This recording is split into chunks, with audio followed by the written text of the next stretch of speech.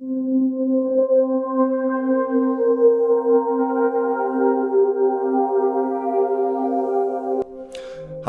and welcome to Chapter 10 of The Beginning of Infinity, A Dream of Socrates. This chapter I'm going to present in two parts. There's rather a natural divide, I seem to think, between the conversation that goes on between Hermes and Socrates, and then the next conversation which happens without Hermes, but with Socrates and his followers, mainly Plato.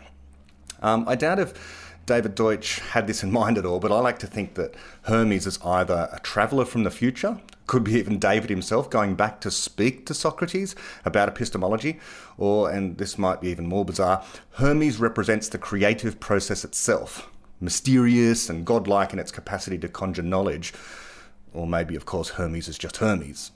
And this chapter is, of course, primarily about epistemology. It's a fun and condensed form of the basic themes that appear as far back as in chapters 3, problem solving, 4, criteria for reality, and chapter 5, virtual reality, from David's previous book, The Fabric of Reality. I had some trouble trying to figure out how I would actually read this particular chapter, because the entire chapter is a dialogue. Well, basically the entire chapter is dialogue, or even a play of sorts. I hope my solution to this issue of what to do about reading it isn't too distracting. I'm not reading the whole thing, of course, as usual. I'm just taking snippets and doing some commentary on them. But if you are listening on audio only and you don't have access to the video, you might be missing something, part of the visual element here that might, well, I think could possibly assist with understanding who's saying what. So if you have access to the video, I'd encourage people to watch the video. Anyway, we'll see how it goes. So let's just dive right in and commence with Chapter 10, A Dream of Socrates. I'm going to go old school now and just read the introduction from the paper version of the book for a change. And David writes, to set the scene, Socrates is staying at an inn near the temple of the oracle at Delphi. Delphi or Delphi? I suppose it depends upon your accent. Anyway, together with his friend Chaephon, he has today asked the oracle who is the wisest man in the world, so that they might go and learn from him. But, to their annoyance, the priestess, who provides the oracle's voice on behalf of the god Apollo, merely announced, "No one is wiser than Socrates." Sleeping now, on an uncomfortable bed in a tiny and exorbitantly expensive room, Socrates hears a deep, melodious voice intoning his name. And so, we're about to find out who that is. Greetings, Socrates. Go away. I've already made too many offerings today, and you're not going to wring any more out of me. I'm too wise for that. Hadn't you heard? I seek no offering. And what do you want?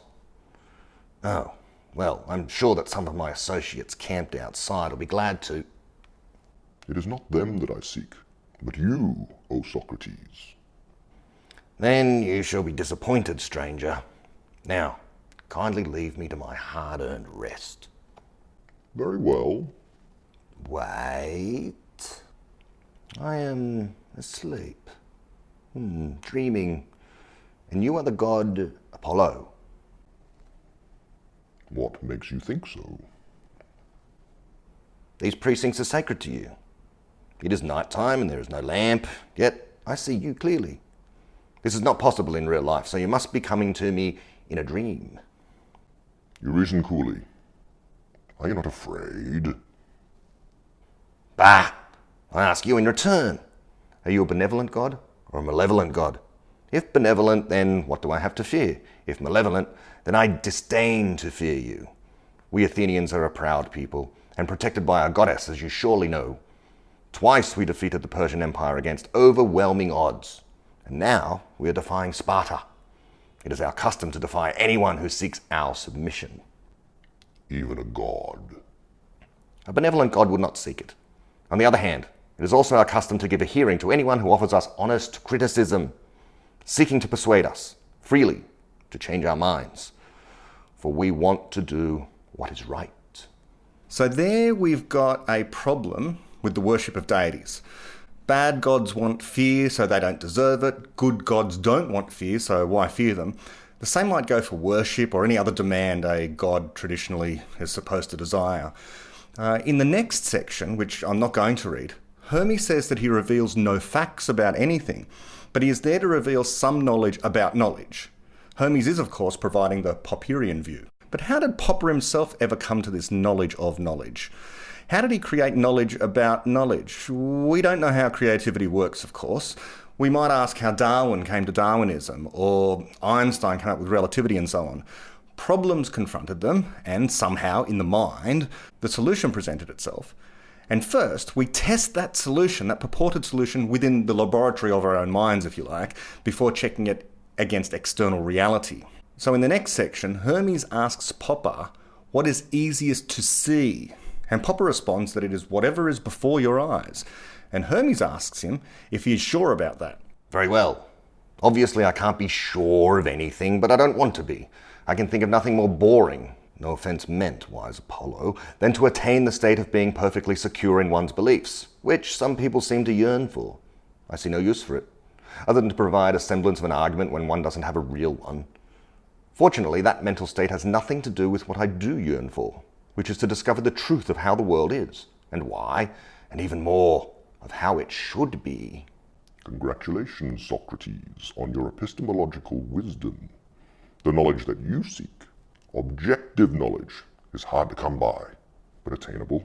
That mental state you do not seek, justified belief, is sought by many people, especially priests and philosophers, but in truth, beliefs cannot be justified except in relation to other beliefs, and even then only fallibly.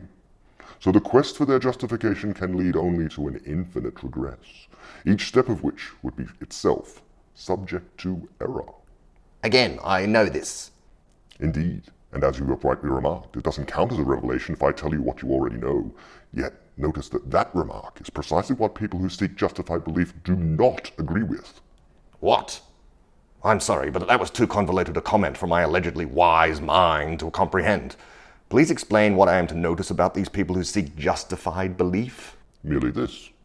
Suppose they just happen to be aware of the explanation of something. You and I would say they know it. But to them, no matter how good an explanation is, and no matter how true and important and useful it may be, they still do not consider it to be knowledge. It is only if a god then comes along and reassures them that it is true, or if they imagine such a god or other authority, that they count it as knowledge. So to them it does count as a revelation if the authority tells them what they are already fully aware of. I see that. And I see that they are foolish because, for all they know, the authority may be toying with them, or trying to teach them some important lesson, or they may be misunderstanding the authority, or they may be mistaken in their belief that it is an authority. Yes.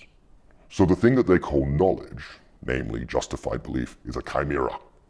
It is unattainable to humans except in the form of self-deception. It is unnecessary for any good purpose, and it is undesired by the wisest among mortals. I know. Xenophanes knew it too, but he is no longer among the mortals. So there we have a criticism of the JTB, justified true belief version of knowledge. Knowledge is not justified belief. It's not justified because if it was, then you'd have to wonder how the justifications are themselves justified, and you'd end up with an infinite regress. You have to start somewhere on that view. You need a foundation which is absolutely certain. And if you have this absolutely certain foundation, which is unjustified, from there you can start building your justifications to reach whatever the conclusion is that you have. This is the traditional and completely false view of epistemology. So as David says there, through Socrates and through Hermes, it's unnecessary to seek justification. The claim that something is actually true or probably true, it's unwise to seek that sort of validity. And of course also notice that knowledge isn't about beliefs, which is a private going on inside of your mind, purportedly. None of that scheme is needed. Instead, we're right to say we know a thing when we have an explanation for it. It need not be justified. It need not be true or believed. In fact, my favourite example of this is just any old scientific theory which is nonetheless useful, and my favourite of those is, of course, Newton's theory of gravity, or Newton's law of gravity, as it's usually called. It's known to be false, so it can't be true, so it automatically fails at the T hurdle of JTB. I don't believe it, and I don't think anyone does believe it because we know it to be false. So it fails at the B hurdle as well. And as for justified, well, we can't justify it as true knowing that it's completely false. knowing that it's completely false, and it rests upon assumptions that are themselves not only not justified, but known to be false. So, for example, in Newton's theory of gravity, Newton's law of gravity, it rests upon this assumption that gravity is a force between masses, but this force acts instantaneously, so it violates special relativity, so it can't be true. So in other words, Newton's law of gravity actually fails all three features of the JTB test. Nonetheless, we know it. I know it. Every student of physics knows it. It's a piece of knowledge. We still call it knowledge. It's useful. It helps us to make predictions and accomplish things, like even get to the moon, for example. Okay, so Newton's theory, Newton's law of gravity is used. It's a bit of knowledge that is useful. It contains useful truth, but it ultimately, in the final analysis, is false, and it's not justified, it's not true, and no one should believe it. Knowledge, as David explains elsewhere, is useful information. And more precisely, elsewhere in the beginning of Infinity, he explains that knowledge is that thing which, once it comes into being, tends to cause itself to remain so. So once it's instantiated in matter, it tends to cause itself to remain instantiated in matter in some way. It could be in different forms, but the thing about knowledge is it's self-sustaining in some way. And this is certainly true of Newton's theory. It's a piece of knowledge that has caused itself to remain in place because it's so useful over time despite being shown to be false. It's also here in this section that we hear of Xenophanes for the first time. We'll come back to him later. He was a philosopher, poet who lived from like 570 to 475 BC. So his death was about 5 years prior to the birth of Socrates. Whatever the case, if Popper is the father of critical rationalism, then I guess Xenophanes is like the great-great-great-great-great-grandfather in some sense. What follows now in the dialogue, and which I also won't read, is a very long section about what can actually be seen, what is obvious and right before our eyes and so on, and how we can rule out whether or not certain things are true on the basis of that, or whether we are dreaming when we think we're seeing. What can Socrates be sure of? This is what Hermes is pressing him on. It seems to me that you've been asking questions about me. What is in front of me? What I can easily see? Whether I am sure, and so on. But I seek fundamental truths, of which I estimate that not a single one of them is predominantly about me. So let me stress again. I am not sure what is in front of my eyes. Ever. With my eyes open or closed, asleep or awake. Nor can I be sure what is probably in front of my eyes.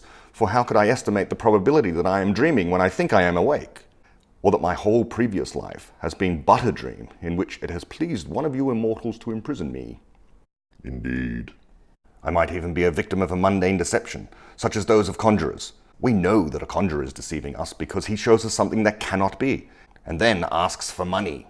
But if he were to forgo his fee and show me something that can be, but is not, how could I ever know? Perhaps this entire vision of you is not a dream after all, but some cunning conjurer's trick. On the other hand, perhaps you really are here in person, and I am awake after all. None of this can I ever be sure is so, or not so. I can, however, conceive of knowing some of it. Precisely. And is the same true of your moral knowledge? In regards to what is right and wrong, could you be mistaken or misled by the equivalent of mirages or tricks? Well, that seems a little harder to imagine. For in regard to moral knowledge, I need my senses very little. It is just mainly my own thoughts. I reason about what is right and wrong, or what makes a person virtuous or wicked. I can be mistaken, of course, in these mental deliberations, but not so easily deceived by outside tricks or illusions, for they affect only our senses and not our reason. How then do you account for the fact that you Athenians are constantly squabbling among yourselves about what qualities constitute virtue or vice, and what actions are right or wrong? Why is that puzzling? We disagree because it is easy to be mistaken. Yet despite that, we also agree about many such issues.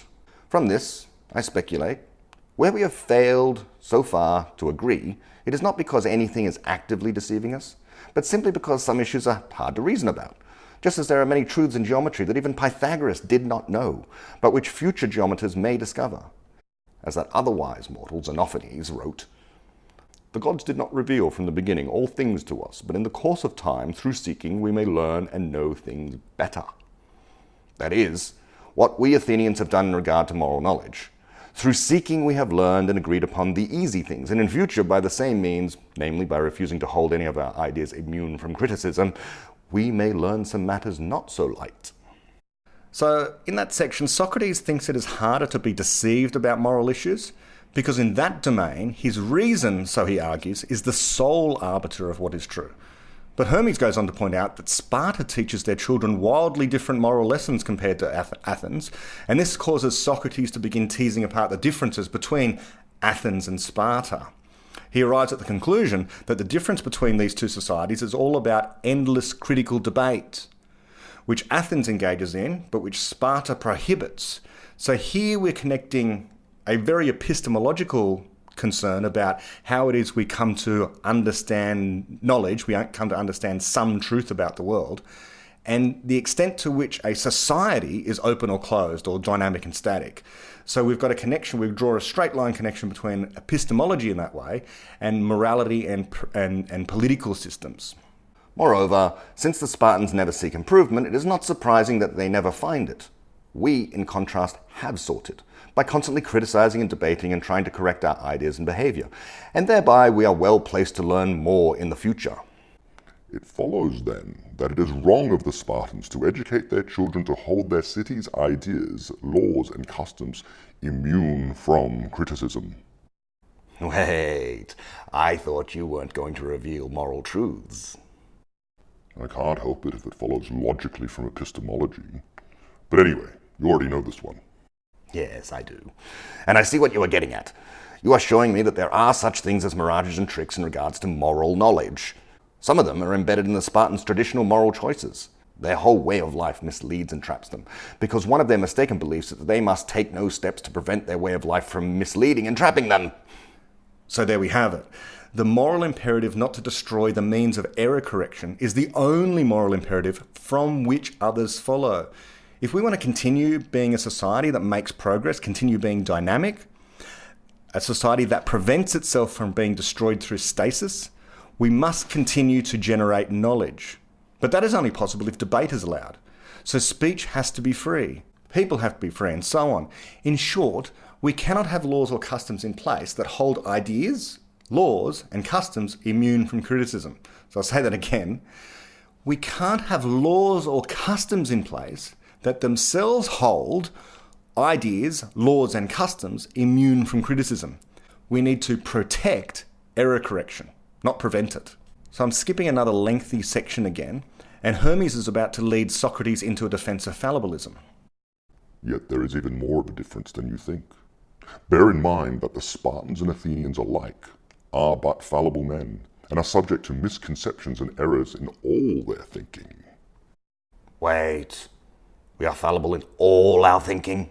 Is there literally no idea that we may hold immune from criticism? Like what? Well, what about the truths of arithmetic, like 2 + 2 = 4? Or the fact that Delphi exists? What about the geometrical fact that the angles of a triangle sum to 2 right angles? Revealing no facts, I cannot confirm that all 3 of those propositions are even true. But more important is this: how did you come to choose those particular propositions as candidates for immunity from criticism? Why Delphi and not Athens? Why 2 + 2 and not 3 + 4? Why not the theorem of Pythagoras?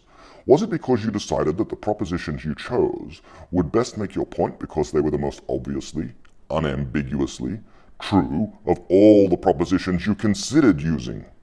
Yes. But then how did you determine how obviously and unambiguously true each of those candidate propositions was, compared with the others? Did you not criticize them? Did you not quickly attempt to think of ways or reasons they might conceivably be false? Yes, I did. I see. Had I held them immune from criticism, I would have had no way of arriving at that conclusion. So you are, after all, a thoroughgoing fallibilist, though you mistakenly believed you were not. I merely doubted it. You doubted and criticized fallibilism itself, as a true fallibilist should. That is so. Moreover, had I not criticized it, I could not have come to understand why it is true. My doubt improved my knowledge of an important truth, as knowledge held immune from criticism can never be improved. This too you already knew, for it is why you always encourage everyone to criticize even that which seems most obvious to you. And why I set an example by doing it to them. Perhaps. Now consider. What would happen if the fallible Athenian voters made a mistake and enacted a law that was very unwise and unjust. Which, alas, they often do. Imagine a specific case, for the sake of argument. Suppose they were somehow firmly persuaded that thieving is a high virtue, from which many practical benefits flow, and that they abolished all laws forbidding it. What would happen? Everyone would start thieving. Very soon, those who were best at thieving, and at living among the thieves, would become the wealthiest citizens. But most people would no longer be secure in their property, even most thieves.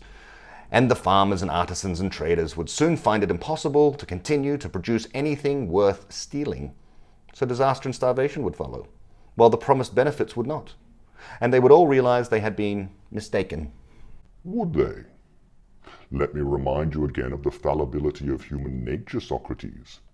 Given that they were firmly persuaded that thievery was beneficial, wouldn't their first reaction to those setbacks be that there was not enough thievery going on? Wouldn't they enact laws to encourage it still further? Alas, yes. At first. Yet, no matter how firmly they were persuaded, these setbacks would be problems in their lives, which they would want to solve. A few among them would eventually begin to suspect that increased thievery might not be the solution after all, so they would think about it more. They would have been convinced of the benefits of thievery by some explanation or other. Now they would try to explain why the supposed solution didn't seem to be working. Eventually, they would find an explanation that seemed better. So gradually, they would persuade others of that, and so on, until the majority again opposed thievery. So there we have a great defense of fallibilism. All it means is that nothing is to be held immune from criticism. That's what fallibilism is about. And when a budding fallibilist comes along and says something like, well, what about 2 + 2 = 4? Classic response.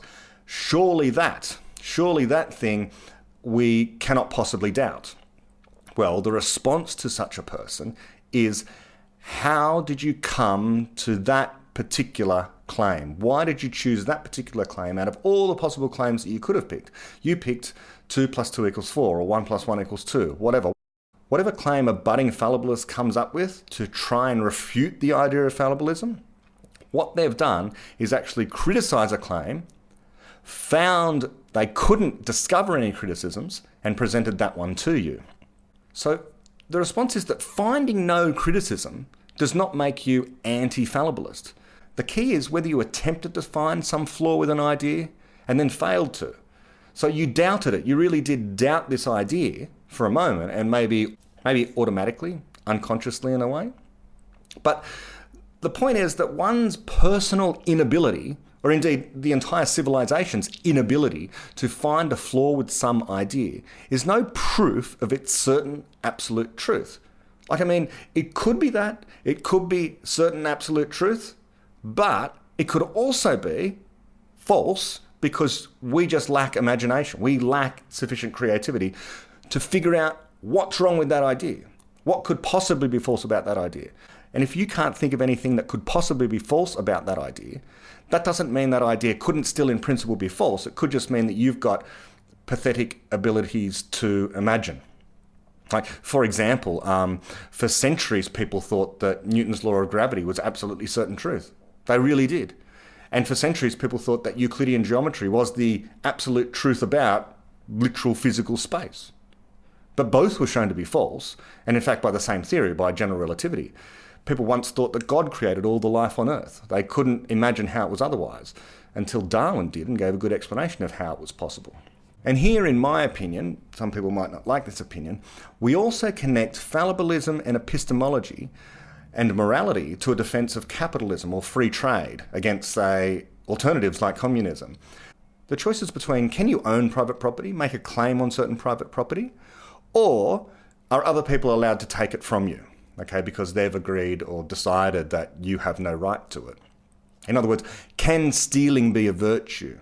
So this is why I think it's kind of the communist or socialist worldview that certain kinds of stealing, certain kinds of thievery are okay, but that perspective that some kinds are okay, and maybe we'd want to increase the number of things that could be stolen until all stealing becomes a kind of a virtue. That's where we go in taking this theory to its extreme.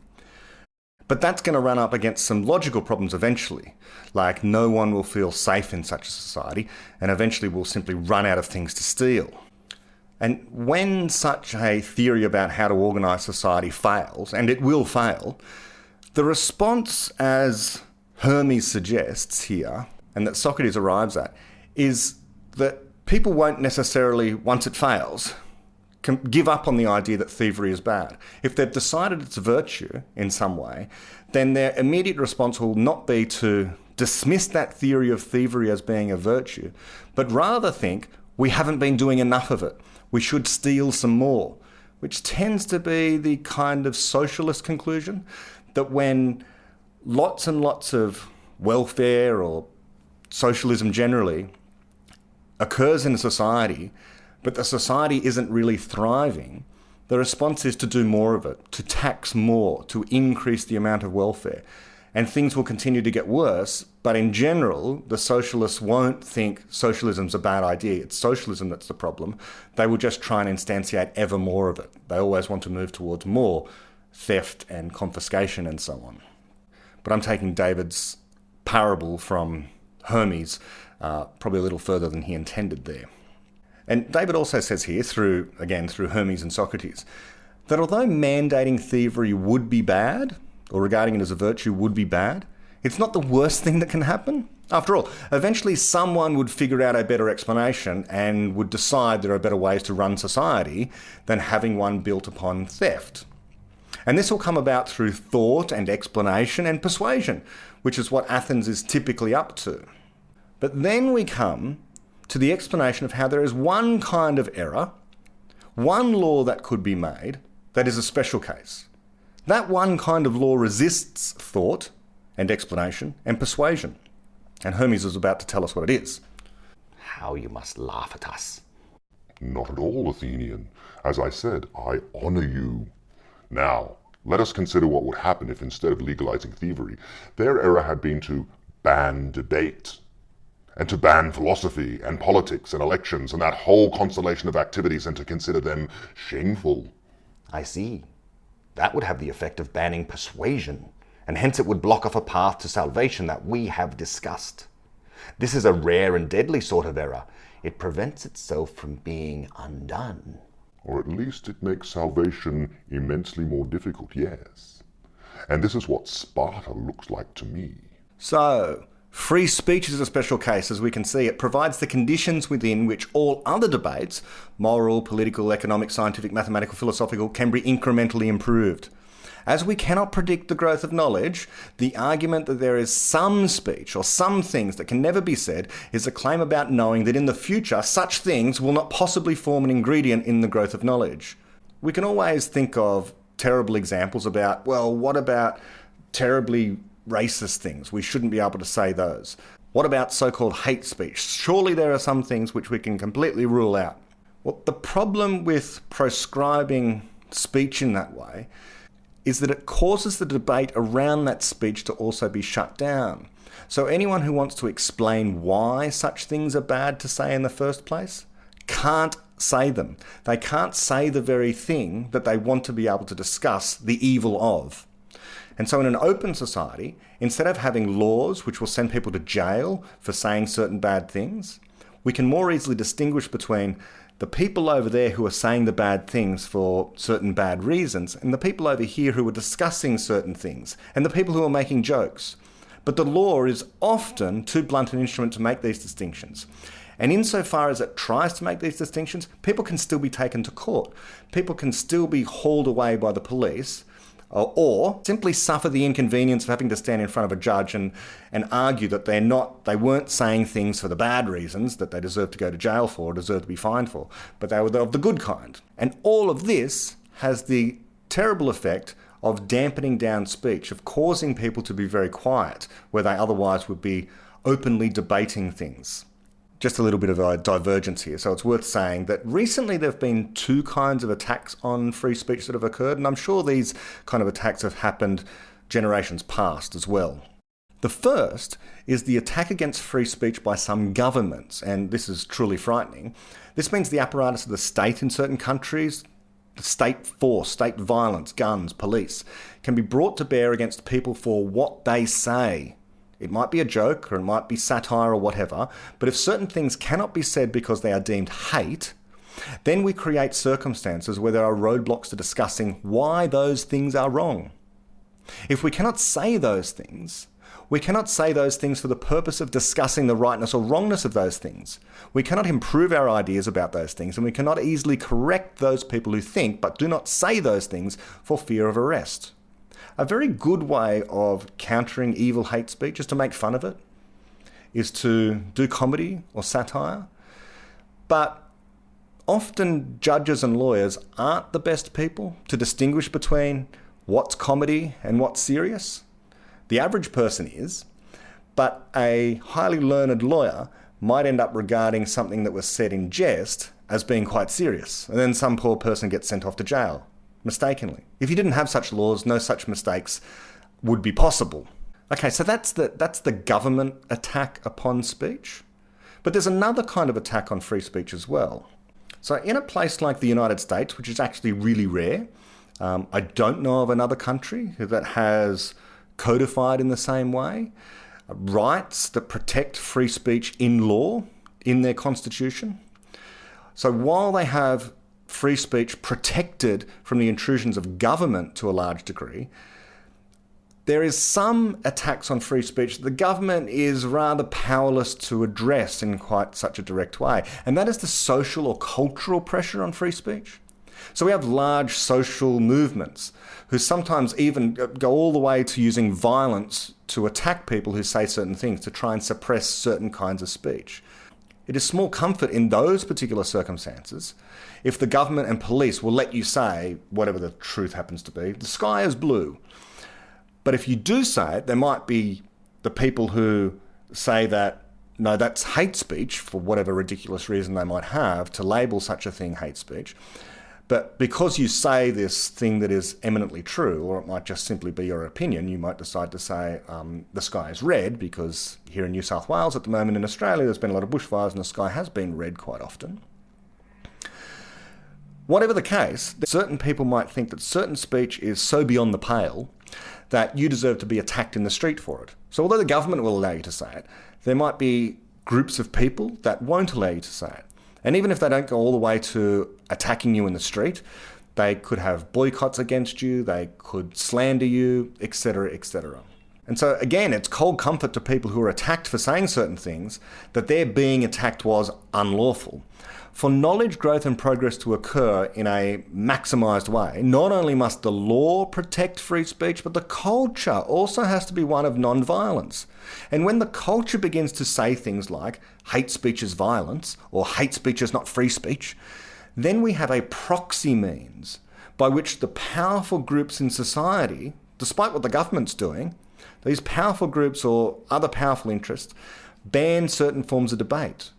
And if that is taken seriously, then regardless of what the letter of the law is, we find ourselves in a cultural circumstance where we have an error that is preventing itself from being undone. Now, of course, happily things aren't quite that bad right now. In the United States, the great strength is that it is a state-based nation. So as bad as things get in one community with clampdowns on certain kinds of speech by certain groups, there's always another community equally as strong somewhere else in the country which will protect the speaker. So there are places to go for people that are more safe. But where such movements even begin, we need to be cautious. I mention the United States here because it really is kind of the ideal with respect to this in law. In the West, elsewhere, as free as speech might be, it's not as free as it is in the United States. People are being locked up elsewhere, or if they're not being locked up, they're at minimum being investigated for things said. So there are certain things in other Western countries that cannot be said, hence cannot be debated, and hence cannot be corrected, except within the national parliaments, of course, but that's hardly reassuring. And I won't even mention the countries that aren't Western countries. In those places, of course, free speech is absolutely not on the cards yet. So I'm skipping a little more here. I also see why you urge me always to bear human fallibility in mind. In fact, since you mentioned that some moral truths follow logically from epistemological considerations, I am now wondering whether they all do. Could it be that the moral imperative not to destroy the means of correcting errors is the only moral imperative? That is, all other moral truths follow from it. As you wish. Now, in regards to Athens and what you were saying about epistemology, if our prospects for discovering new knowledge are so good, why were you stressing the unreliability of the senses? I was correcting your description of the quest for knowledge as striving to see beyond what it is easy to see. I meant that metaphorically. See, in the sense of understand. Yes. Nevertheless, you have considered that even those things that you thought were easiest to see literally are, in fact, not easy to see at all without prior knowledge about them. In fact, nothing is easy to see without prior knowledge. All knowledge of the world is hard to come by. Moreover, it follows that we do not come by it through seeing. It does not flow into us through our senses. Exactly. Yet you say that objective knowledge is attainable. So, if it does not come to us through the senses, where does it come from? Suppose I were to tell you that all knowledge comes from persuasion. Persuasion again? Well, I would reply, with all due respect, that makes no sense. Whoever persuades me of something must first have discovered it in himself. So in such a case, the relevant issue is where his knowledge came from. And right there we've got the argument against empiricism. As a side note, this seems to be one of the more contentious parts of Epicurean epistemology, and I'm not really sure why. People really do think that seeing is believing, or that we can understand the world as it is by looking, by observing. This is why that alternative epistemology, sometimes called objectivism, is something I have long thought is perverse in calling itself objectivism. Certainly in the epistemological sense, it's entirely subjectivist on this point. It says that human senses, the internal psychological workings of the human mind, are a way to get direct knowledge from the world. In other words, the individual subject can come to know reality using their senses in some way. But the senses, this empiricist mistake, the senses are able to derive knowledge from the world out there. But we cannot detect most of what we know to exist, so it can't come to us through the senses. All the interesting truths of science, essentially, are not about what we sense. So the Big Bang, evolution by natural selection, the existence of quarks, stellar fusion, germ theory, all these things can be known without us ever needing to see directly any of them. It's always explaining the seen in terms of the unseen, which is an amazing part of actual epistemology. So it takes knowledge creation and criticism away from whatever your fallible senses are up to and puts it in a domain of explanation, an explanation of things that cannot possibly be verified or checked by the senses. Now, someone might object a little here and say, well, it's not the senses alone, we use technology, You can't see bacteria, but with a microscope you can, or you can't see what happened at the Big Bang, but you can use telescopes to find the cosmic microwave background, So it's not your senses, that's not what we meant. You can use instruments, and the instruments don't wake up on the wrong side of the bed. The instruments aren't subject to optical illusions. Well, aren't they subject to illusions? It may be that we can augment our senses through the use of technology, but all that does is put us in a domain of understanding how the technology works. And understanding how the technology works is a theory or an explanation about how the technology works. And that could be false. And so to use Popper's theory, our senses remain theory-laden all the time. We have a certain idea about how the senses work, how our eyesight works. The photons enter the eye, they hit the cornea, they travel through the vitreous humour, they go through the lens of the eye, they eventually reach the retina where there are rods and cones, and inside the rods and cones there's certain chemicals. These chemicals, when the light hits them, change shape, and that changing of the shape sends electrical impulses down the optic nerve, which reaches the visual cortex. This is how seeing works. But that whole chain of causation I just gave you there, that's a theory. That's an explanation. That could be wrong. We know that it's correct. We know that it's correct, but we don't certainly know that it's correct. All knowledge is conjectural. All knowledge is fallible. Things could be different to what I've just told you. And so too with our technology. So our technology is theory-laden. This is what it means by theory-laden. How is it? How do we understand how our senses work? How is it we understand how our telescopes work, or our microscopes, or anything else we use to detect scientific stuff? So If we were to find that our explanation of how any of these things, the technology or our senses work, if we found it was false in a crucial way, then the knowledge that we had thought we'd constructed using that sense data could turn out to be false. This happens in science, by the way, all the time. It's called systematic error. If you think you know how your telescope works, and you're making highly precise measurements, and these highly precise measurements could be due to error, but you're not sure, and you repeatedly do the same experiment over and over again and you get the same consistent results, it looks like your results are reliable. What reliable means is you're getting the same result every single time.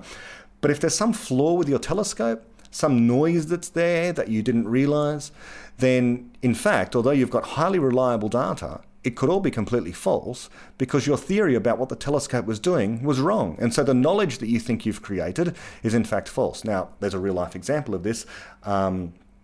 If you look up the changing fine structure constant, this is precisely what happened.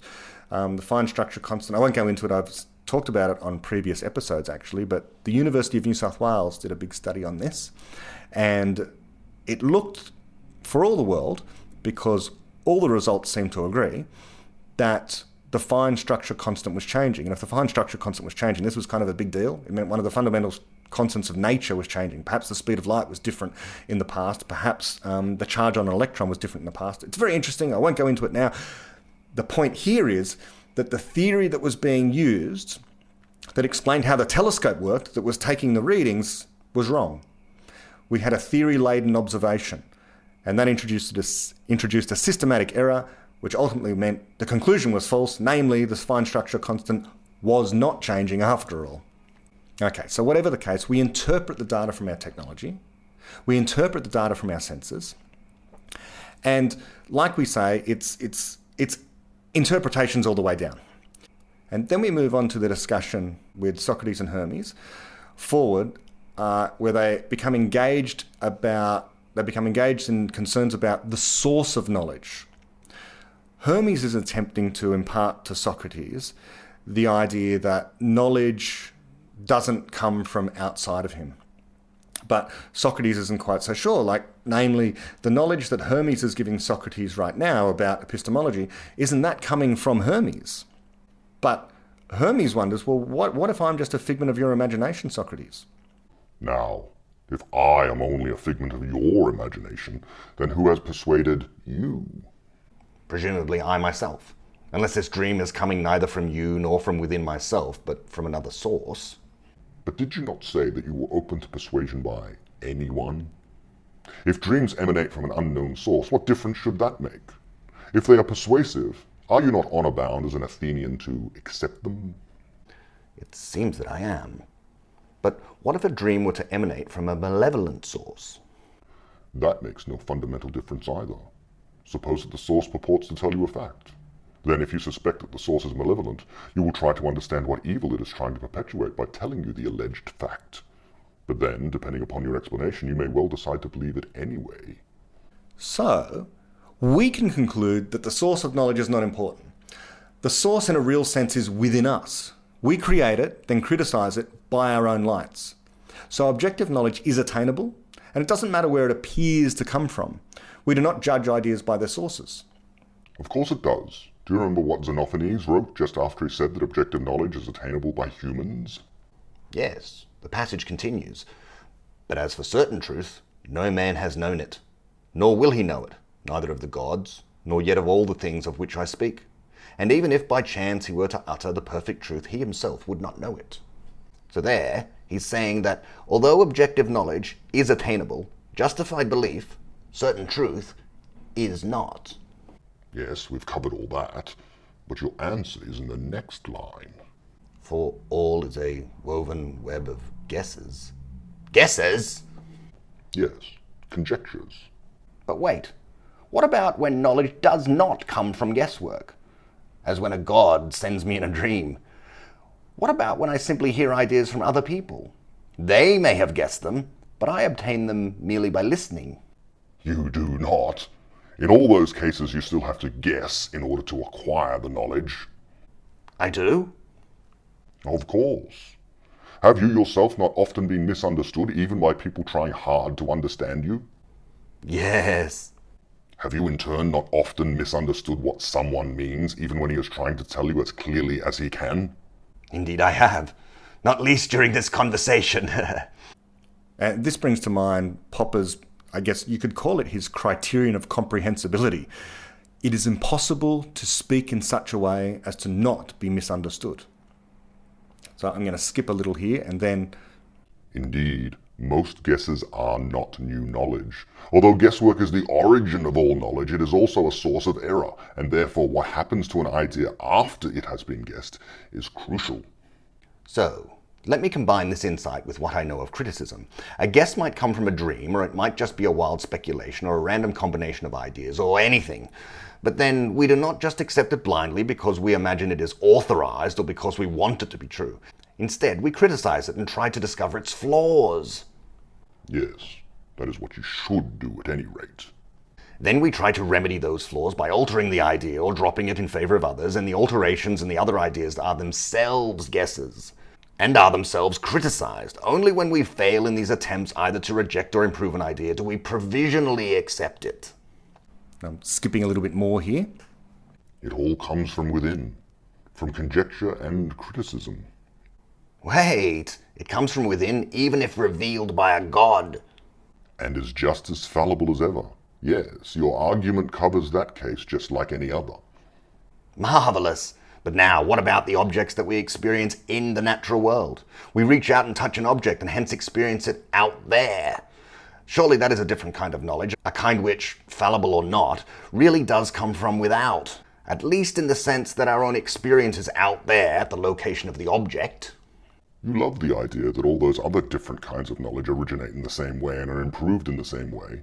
Why is direct sensory experience an exception? What if it just seems radically different? But surely you are now asking me just to believe in a sort of all-encompassing conjuring trick resembling the fanciful notion that the whole of life really is just a dream. For it would mean that the sensation of touching an object does not happen where I experience it happening, namely in the hand that touches, but in the mind, which I believe is located somewhere in the brain. So all my sensations of touch are located inside my skull, where in reality nothing can touch while I still live. And whenever I think I am seeing a vast, brilliantly illuminated landscape, all that I am really experiencing is likewise located entirely inside my skull, where in reality it is constantly dark. Is that so absurd? Where do you think all the sights and sounds of this dream are located? I accept that they are indeed in my mind. But that is my point. Most dreams portray things that are simply not there in the external reality. To portray things that are there is surely impossible without some input that does not come from the mind, but from those things themselves. Well reasoned, Socrates. But is that input needed in the source of your dream? Or only in your ongoing criticism of it? You mean that we first guess what is there, and then what? We test our guesses against the input from our senses? Yes. I see. And then we hone our guesses, and then fashion the best ones into a sort of waking dream of reality. Yes, a waking dream that corresponds to reality. But there is more. It is a dream of which you then gain control. You do that by controlling the corresponding aspects of the external reality. It is a wonderfully unified theory and consistent as far as I can tell. But am I really to accept that I myself, the thinking being that I call I, has no direct knowledge of the physical world at all, but can only receive arcane hints of it through flickers and shadows that happen to impinge upon my eyes and other senses? And that what I experience as reality is never more than a waking dream, composed of conjectures originating from within myself? Do you have an alternative explanation? No. And the more I contemplate this one, the more delighted I become, a sensation of which I should beware. Yet I am also persuaded. Everyone knows that man is the paragon of animals, but if this epistemology you tell me is true, then we are infinitely more marvelous creatures than that. Here we sit, forever imprisoned in the dark, almost sealed cave of our skull, guessing. We weave stories of an outside world, worlds actually, a physical world, a moral world, a world of abstract geometrical shapes and so on, but we are not satisfied with merely weaving nor with mere stories. We want true explanations.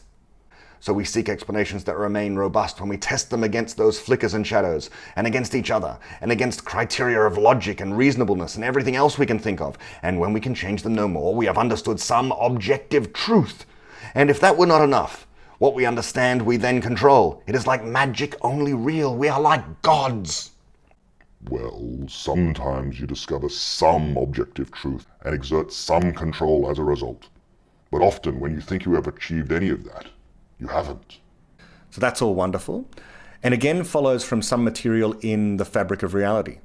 Our minds really are a kind of virtual reality. We are virtual reality ourselves, constantly checking against actual reality and updating our model of the external world inside of our minds. Now, this is a very powerful idea that contains within it lots of known philosophy and science as well. Namely, we are programs of a kind. Our mind is a program. It's a bit of software. What kind? Well, it's a creative explanation-generating kind. Explanation of what? Well, everything, including the external reality that we find ourselves in. Our explanations, often explicit, of that external physical world, they're the things that, in a sense, illuminate our mind. The illumination of the actual physical world is occurring, strangely, within the utter darkness of our own brains. In there, it is actually physically completely dark. But that is where the bright lights of the waking world are being generated and presented to our consciousness.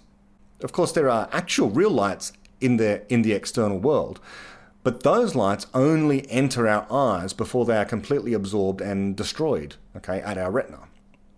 They are then converted into electrical impulses, and it's then that we have the experience of light.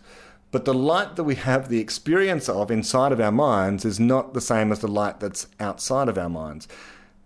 Yes, it's unusual to think of things in this way.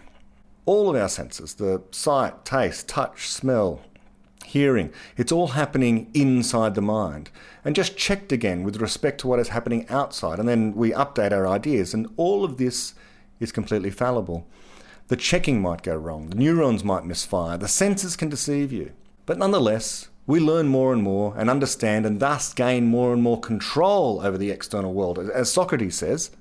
All right, but if we choose to, are you saying that there is no upper bound to how much we can eventually understand and control and achieve? Funny you should ask that. Generations from now, a book will be written which will provide a compelling... And excellent. There's Hermes hinting at the writing of the beginning of Infinity, indicating that he does appear to be a time traveller of some sorts. And there I'm going to end part one. We've only had 2 characters so far, so next time I have to introduce some of the rest of the cast. Wouldn't it be nice if someone actually did produce a live action version of this little play? Maybe that's the next thing we can hope for, blockbuster philosophy. Until next time.